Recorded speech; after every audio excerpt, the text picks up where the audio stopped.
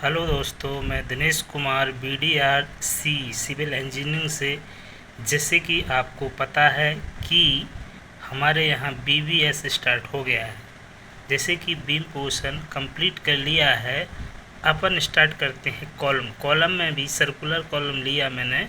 Circular जो column है उसका डाया 600 mm लिया, इसका कवर 40 mm लिया। मेन बार 6 डाले मैंने, जो कि 16 mm डाया के हैं।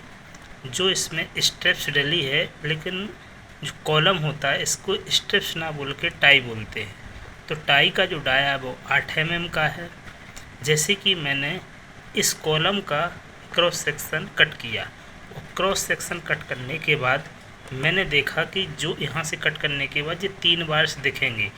जैसे कि मैंने 3 बार्स 1 2 3, इस पूरे कॉलम की जो हाइट है वो 3 पॉइंट कितनी है 5 मीटर है। इसके बाद इसमें टाइज डली हैं, और टाइज की जो स्पेसिंग है वो कितनी है 150 mm है सेंटर टू सेंटर। और इस बार्स को स्टेबल बनाने के लिए इसमें क्या किया मैंने, नीचे एक डग लेग दे दिए। डग लेग होती है इसमें, क्यों होती है, जैसे कि बीम में डेवलपमेंट लेंथ होती है और इसमें डग लेग होती है, जो कि 16 डी डाया की होती है। इसमें वही गिवन डाटा है, जैसे मैन बार 6 है, 16 mm डाया के हैं, टाई जो हैं 8 mm डाया के, और 150 mm centre to centre distance है। क्लियर कवर 400 mm का है। जैसे कि अपन को जो गिवन डेटा दिया गया है इतना, अब इसका अपन क्या करेंगे, सॉल्व करेंगे। कैसे BBS निकालेंगे, स्टील की क्वांटिटी कैसे निकालेंगे देखते हैं। जैसे मैंने क्या है, पहले मेन बार्स निकालते हैं, वो एक है अपनी टाई बार, बस दोनों बार्स की क्वांटिटी को निकालना है। तो मेन बार जो डले हुए हैं ये 6, इसकी क्वांटिटी को निकालना है, तो इसकी पूरी पहले कटिंग लेंथ निकालना है। तो कटिंग लेंथ इक्वल टू होती है length of column plus dug leg length minus के बेंड को माइनस कर दिया जाता है। और मैं 1 बार्स का निकाल रहा हूँ। तो आप सबको पता है कि जो लेंथ ऑफ कॉलम जो है कितनी है, वो 3.5 मतलब 3500 mm। इसके बाद डग लेग कितनी है 16 D, ठीक है ना, माइनस के बेंड कर दिया जाता है, क्योंकि हम तो बन ही ले रहे तो बन ही कर लेंगे। तो बेंड कितना है 1, तो 1 है, और जी कितना है 90 डिग्री से है, कितना है 90 डिग्री पर बेंड है, इसलिए कितना हो जाएगा 2D।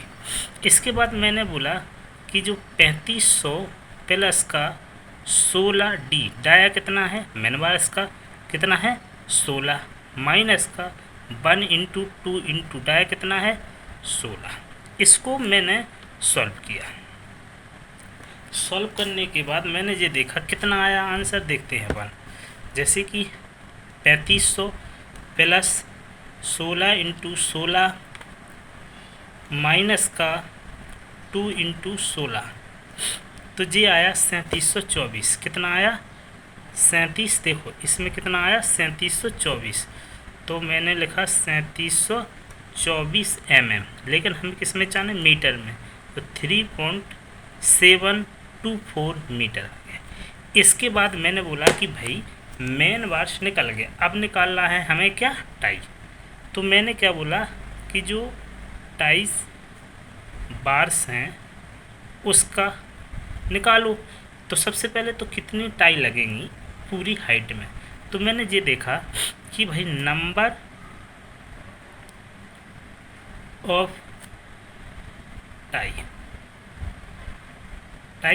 टाइस कितनी निकलेगी, तो पूरी लेंथ लेंगे। कितनी लेंगे, पूरी लेंथ लेंगे। तो लिखेंगे लेंथ ऑफ कॉलम, क्योंकि पूरी कॉलम की तो पूरी लेंथ ही में डलेंगी ना। इसके बाद अपॉन स्पेसिंग और प्लस का 1, जी होता है स्टैंडर्ड फॉर्मूला। तो मैंने बोला लेंथ ऑफ कॉलम कितनी है 3500, अपॉन स्पेसिंग कितनी है 150 और प्लस 1। इसको मैंने सॉल्व किया। इसको मैंने सॉल्व किया तो कैसे किया, 3500 अपॉन 150 प्लस का 1, तो जी अप्रोक्सीमेट 24.33 आया। तो हम इसको कितना लिख देंगे, क्योंकि जी 5 से कम है तो हम कितना लिखेंगे, 24 ही लिखेंगे। कितना लिखेंगे हम, 24 ही लिखेंगे। बोले ठीक है, एक दफ़ा सॉल्व करते हैं। जैसे कि 3500 अपॉन 150 प्लस का 1 कितना आया, 24 आया। नंबर ऑफ कितने लगेंगे, 24 लगेंगे। ठीक है, इसके बाद इसकी जो अपन कटिंग लेंथ निकालना टाई की, तो कैसे निकालेंगे, लिखते हैं कटिंग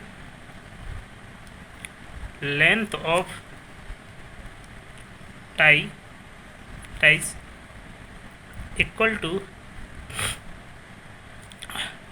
क्योंकि देखो अब है हमारा क्या है जी, एक सर्कुलर है। सर्कुलर का मतलब होता है 2 पाई स्मॉल r, समझ रहे ना, प्लस ये क्या है, 2 हुक्स हैं तो दोनों हुक्स की लेंथ भी जोड़ने पड़ेगी। तो मैंने बोला हुक्स की कितनी होती है, 10d, कितनी है, 2 हैं तो 2 कर दिया जाए। माइनस के बेंड को माइनस कर दिया जाएगा। बेंड भी तो है, यहाँ से ऐसे बेंड हुए हैं और ये 90 डिग्री पे बेंड होते हैं, ये भी ध्यान रखना। कितनी डिग्री पे होते हैं, 90 डिग्री पे। तो 2 × 2d, ठीक है ना। अब इसके बाद हमने बोला और 2 हैं बेंड तो दोनों ले लिया, एक और दोनों तरफ से बेंड है। अब मैंने बोला स्मॉल r क्या होता है, देखो इसको निकालना ज़रूरी है। जैसे कि मैंने देखा नहीं है, मैं इसको दूसरा समझा देता हूँ।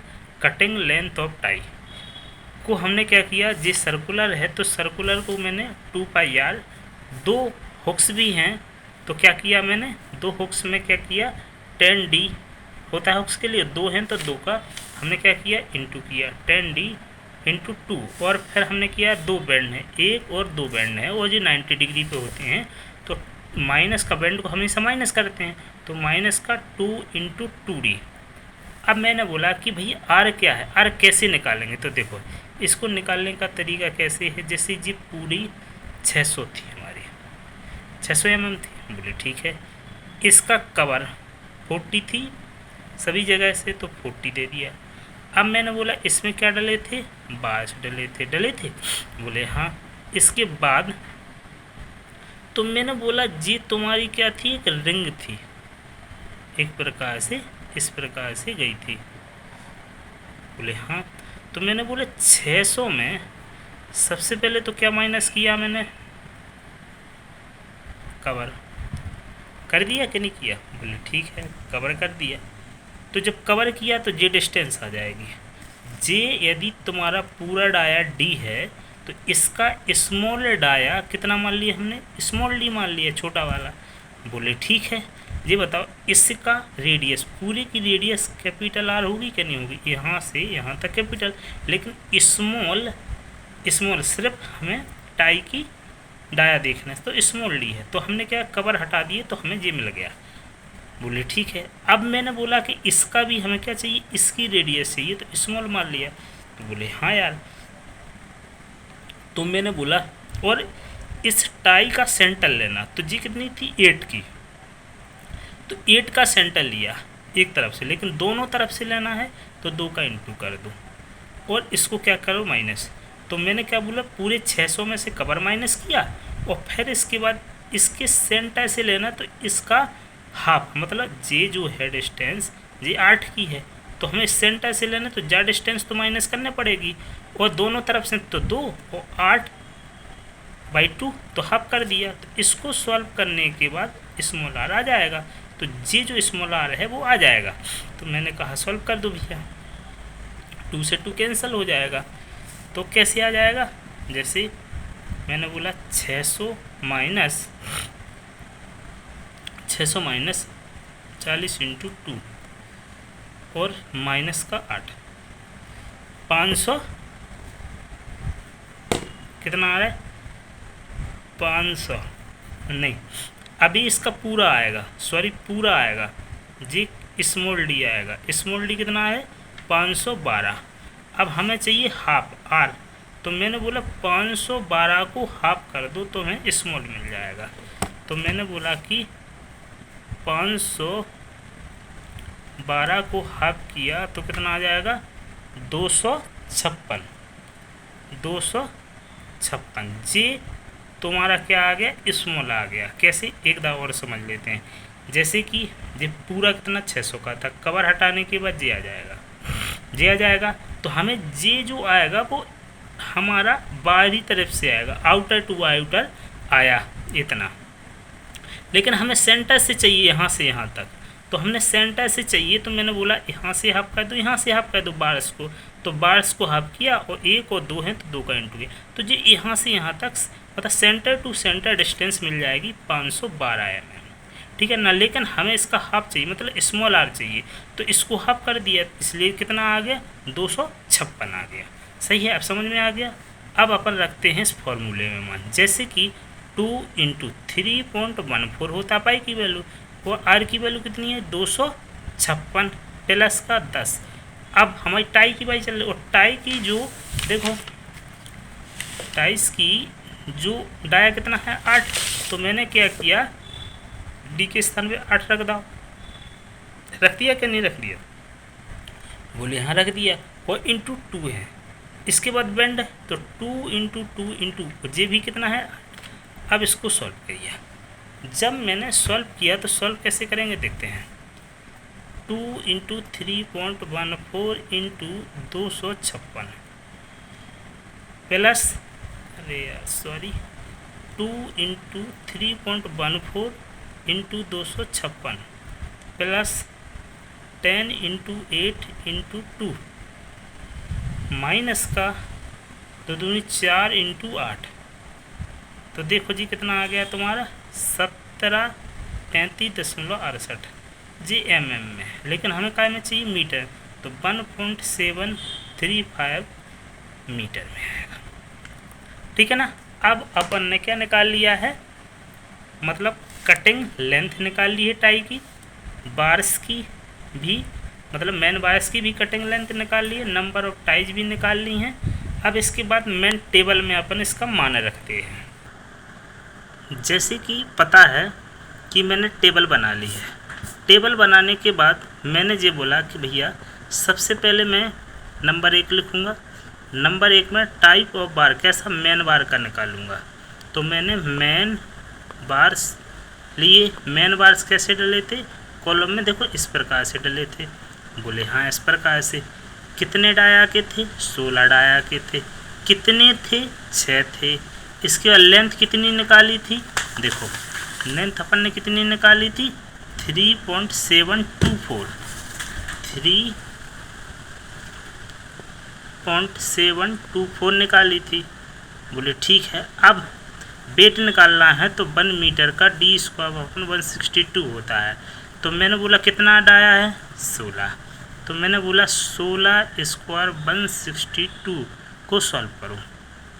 मैंने कहा सॉल्व करो तो कितना आ जाएगा 16 का स्क्वायर डिवाइडेड बाई 162, तो कितना आ जाएगा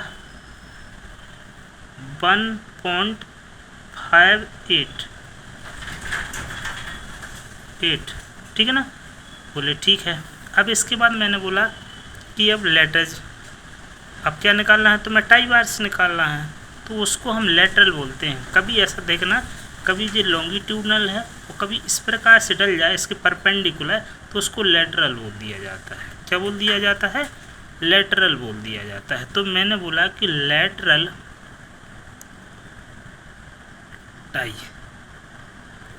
टाई बार्स किस प्रकार से थे, कुछ इस प्रकार से थे, ठीक है ना। वो जी कुछ इस प्रकार से थे, वो जी 90 डिग्री पे होती हैं, ठीक है।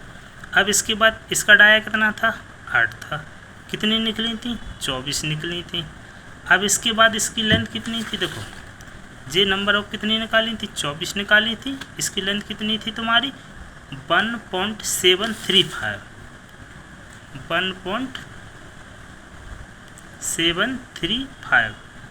अब इसका आपका जी क्या है 8 डाया का, तो 8 का रख तो 8 स्क्वायर डिवाइडेड बाई 162 जे आएगा 0.39। अब क्या करो, इसको तो हमने यूज कर लिया, यहाँ से इसका सबका इंटू कर दो। जैसे मैंने किया 6 इंटू 3.724, ठीक है ना, इंटू कितना है बिट 1.58 जी किसका एक का था, लेकिन अब 6 का इंटू किया तो 6 बार इसका निकल गया। जे निकला तुम्हारा 35.303। अब मैंने बोला कि एक बार इसका निकाला था मैंने, लेकिन हमें किसका चाहिए, पूरा लेटरल टाइज का चाहिए। तो मैंने बोला 8 बार से, नहीं 8 का तो हो गया, 24 बार से, और लेंथ कितनी है 1.735 इंटू 0.39 जे आया 16.23। अब इसको पूरा जोड़ दो, जोड़ा तो कितना आया 35.303, तो जी पूरा आएगा 51.54 kg। जी सब किस में है, kg में। बोले ठीक है। जी तो अपन को टोटल लग रहा है, क्या लग रहा है, टोटल लग रहा था, ठीक है, टोटल लग रहा था।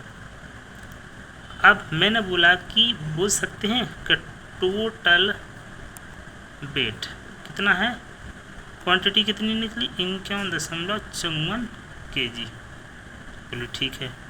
इसका कुछ जब बनाते हैं ना तो कुछ वेस्टेज होता है, तो इसके वेस्टेज को अपन को ऐड करना होता है। क्यों, दुकान से लाए जितना उतना तो ठीक है, बट और भी क्या होता है कि जब कटिंग करते हैं और कुछ करते हैं तो कुछ मटेरियल अपना फिक जाता है, तो वो वेस्टेज हो जाता है, तो उसको इसमें जोड़ना है, लाना पड़ेगा, तो उतना तो ज़्यादा लाना पड़ेगा ना।